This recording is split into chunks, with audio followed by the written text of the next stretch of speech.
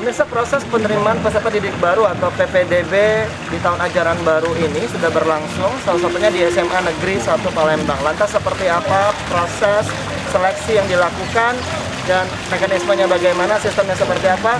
Berikut kami hadirkan reportase bersama saya Firza Rizky dan juru kamera Okta Alfarizi.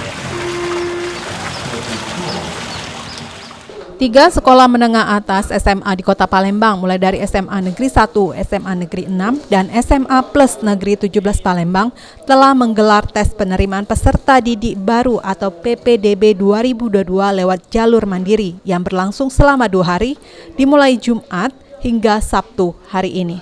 Sebelumnya, ketiga sekolah ini juga telah membuka lewat jalur PMPA dengan kuota 10% tanpa tes. Dari pantauan tim PAL TV, di salah satu sekolah yakni SMA Negeri 1 Palembang terlihat ratusan siswa mengikuti tes yang dilakukan per sesi.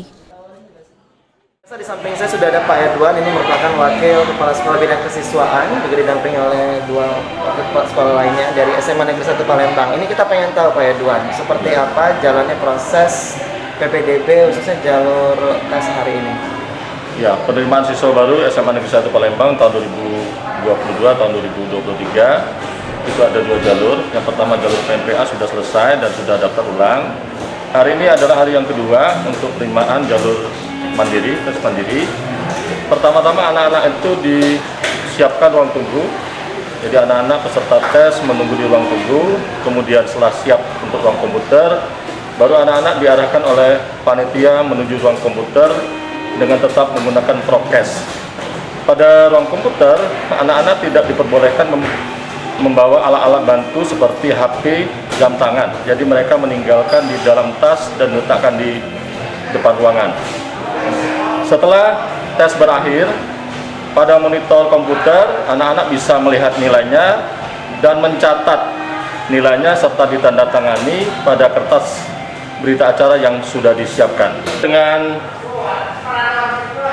Juknis dan SOP SMA Negeri 1 Palembang, kita memiliki daya tampung 432 orang. Namun ada jalur tes, jalur PMPA itu sudah penerimaan sekitar 40 orang dan sisanya ada lebih kurang 380-an.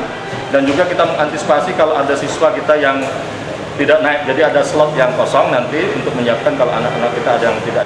Terakhir Pak Edwan mungkin bisa memberikan himbauan harapan juga sekaligus mungkin untuk orang tua yang anaknya ikut PPDB hari ini di sini untuk memastikan bahwa ini memang transparan dan tidak ada permainan, Pak.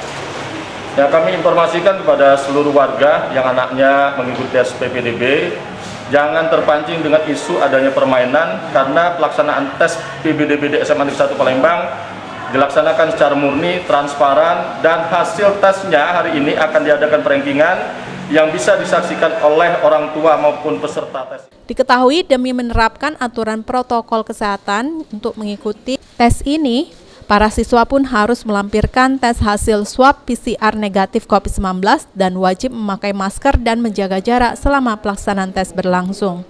Okta Alfarizi, PAL TV.